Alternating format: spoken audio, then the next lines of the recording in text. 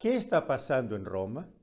Más precisamente, ¿qué está pasando dentro de la Iglesia Católica? Si estás confundido por el caos creciente, si sientes que tu fe flaquea en medio de la tempestad, entonces, querido amigo, este canal es para ti. Queremos ayudarte a comprender lo que está pasando en la Iglesia para que no pierdas la fe, sino antes bien la fortalezcas y te hagas tú mismo un propagador de la verdad. Buenos días, mi nombre es Julio Loredo. Bienvenidos en el canal Visto desde Roma.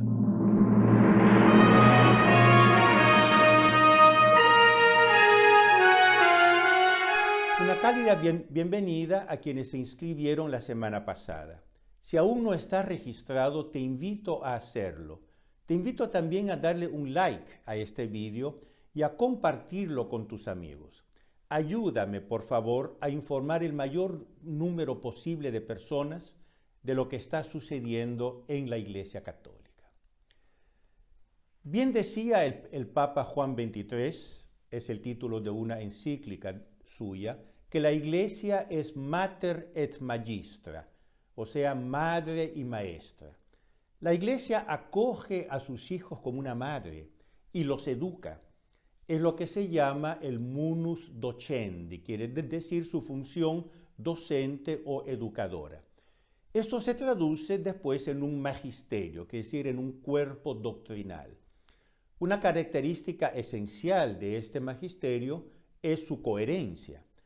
La Iglesia desarrolla y profundiza las verdades contenidas en la Sagrada Revelación, pero no puede contradecirlas.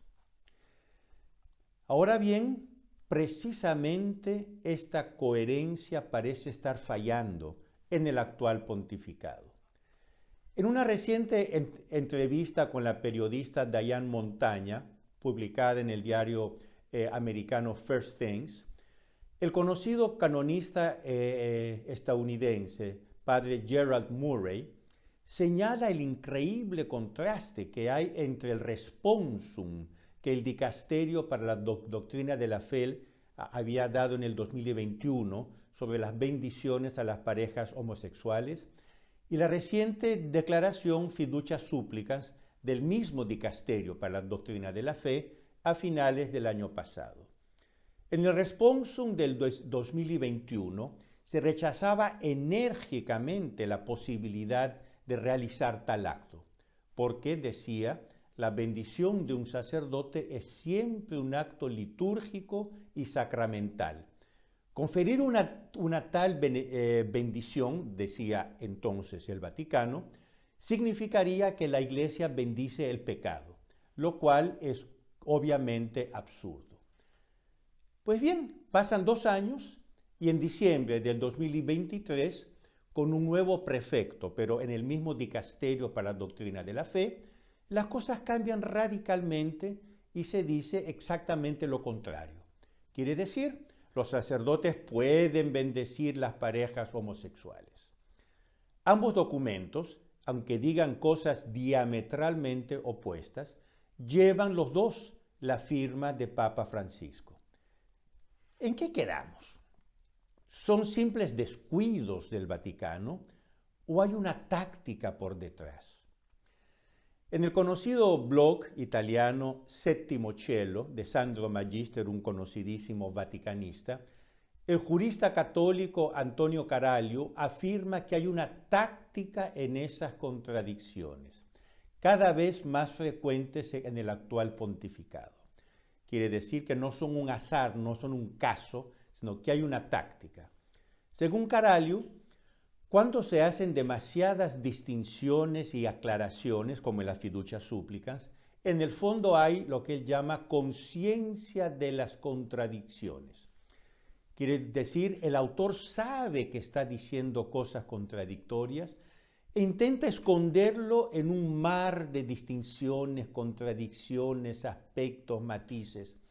En el fondo está queriendo cuadrar el círculo, como se dice. Continúa el jurista Antonio Caraglio, entre comillas. La cuestión, en mi opinión, es que en este caso, como en muchos otros durante este pontificado, El pueblo de Dios es objeto de una táctica consistente en la inducción intencionada de disonancias cognitivas.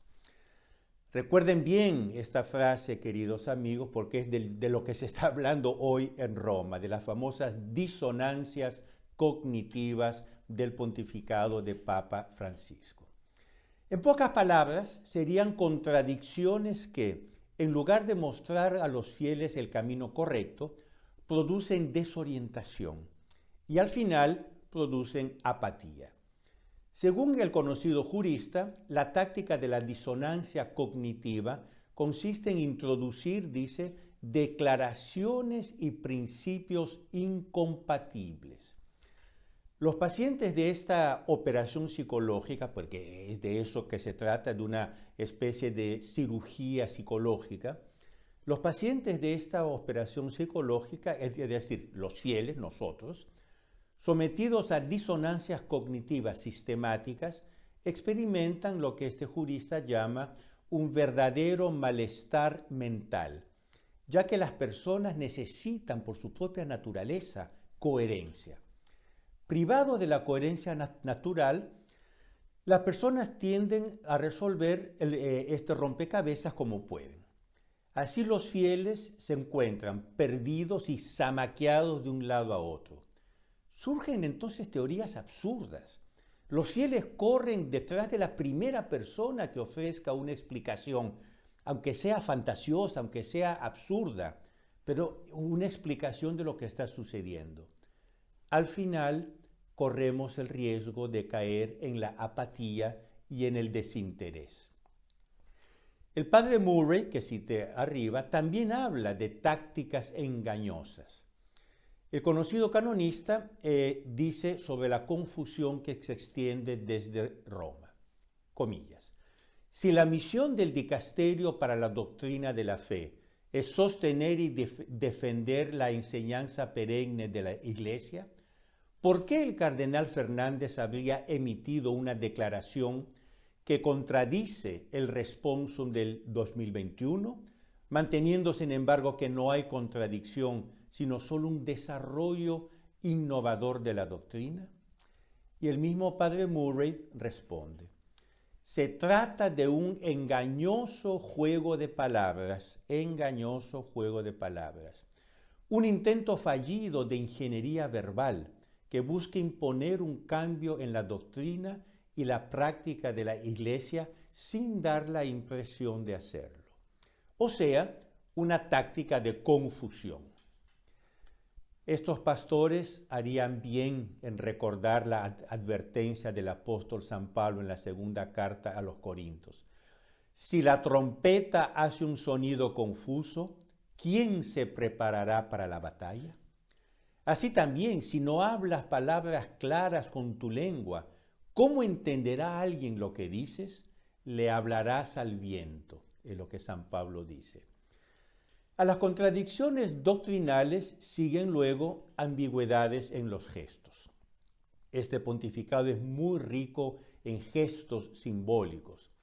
Ya estamos acostumbrados a ver el Papa saludar con indiferencia, incluso con cierta complacencia, a parejas irregulares, parejas homosexuales, a personas transgénero, etc., transmitiendo implícitamente el mensaje que se trata de cosas normales.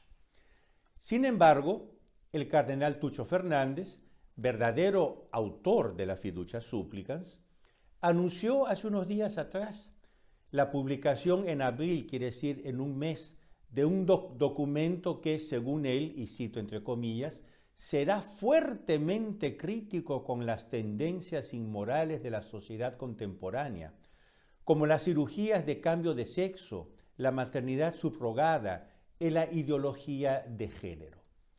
De nuevo, queridos amigos, ¿en qué quedamos? Por un lado, aprueban estas tendencias inmorales en la teoría y en los gestos, y por otro, las critican. Vamos a ver una contradicción.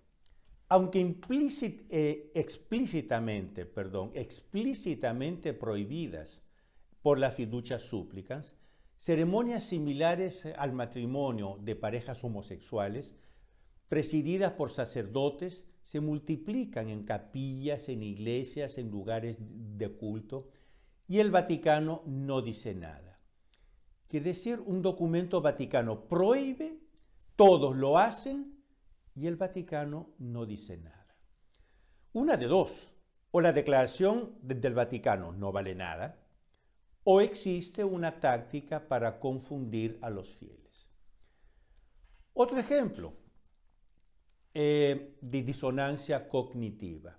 El cardenal Fernández emitió recientemente un documento reiterando la doctrina católica que condena la masonería y prohíbe a los católicos cualquier colaboración y cualquier contacto con la masonería. Pues bien, pocos días después de ese documento prohibiendo a los católicos cualquier contacto con la masonería, en Italia, en Milán, hubo un encuentro católico-masónico en que participó el arzobispo de Milán, Monseñor Mario del Pini, y un cardenal, el cardenal Coco Palmerio. Una reunión de alto nivel donde el cardenal Coco Palmerio propuso una mesa de diálogo permanente entre las dos realidades, quiere decir, entre la Iglesia y la masonería. Entonces, perdonen, o yo soy muy burro, o no entiendo. Un mes el Vaticano publica un documento prohibiendo a los católicos cualquier contacto con la masonería. Un mes después, un cardenal y un arzobispo importantísimo como el de Milán tienen una reunión con la masonería y dicen que hay que continuar el diálogo. Y el Vaticano no hace nada. Podríamos seguir con estos casos infinitamente. De esta forma se desvanece el principio de no contradicción. Es el principio lógico que afirma que una cosa no puede ser y no ser al mismo tiempo bajo el mismo perfil. El principio de no contradicción es el fundamento de todo pensamiento, es el fundamento de todo, como dice Santo Tomás de Aquino. Desapareciendo el principio de no contradicción, desaparece la misma posibilidad de razonar. Desaparece también la fe, porque, como nos recuerda San Pablo, la fe es un obsequio de la razón. Como decía el Papa Juan Pablo II, fides et ratio, la famosa encíclica, fe y razón van juntas. Si una se desvanece, la otra tiende a desvanecerse también. A medida que la fe desaparece, la práctica de la religión también desaparece. Podemos sorprendernos que las iglesias se vacíen, que los seminarios cierren, que las órdenes religiosas sean suprimidas por falta de vocaciones. Como enseña el apóstol San Pablo, si la trompeta hace un sonido confuso, ¿quién se preparará para la batalla? A este punto, la pregunta surge natural. ¿Qué hacer? Queridos amigos, la Iglesia tiene 2000 años de historia y un magisterio maravilloso, un conjunto doctrinal de verdades maravilloso, que tiene sus raíces en la era apostólica. Los primeros documentos del magisterio son de la era apostólica. Pasa por la patrística, la escolástica, la neoescolástica y así en adelante hasta nuestros días. Contemplemos con serenidad esta herencia bimilenaria y proclamemos con ufanía: Credo in unam sanctam catholicam et apostolicam ecclesiam. Queridos amigos, no olviden darle un like a este vídeo, a compartirlo con sus contactos. Ayúdenme, por favor, a hacer crecer este canal para que un mayor número de personas puedan estar informadas sobre lo que sucede en Roma. Nos vemos la próxima semana, siempre aquí en el canal Visto desde Roma. Arrivederci.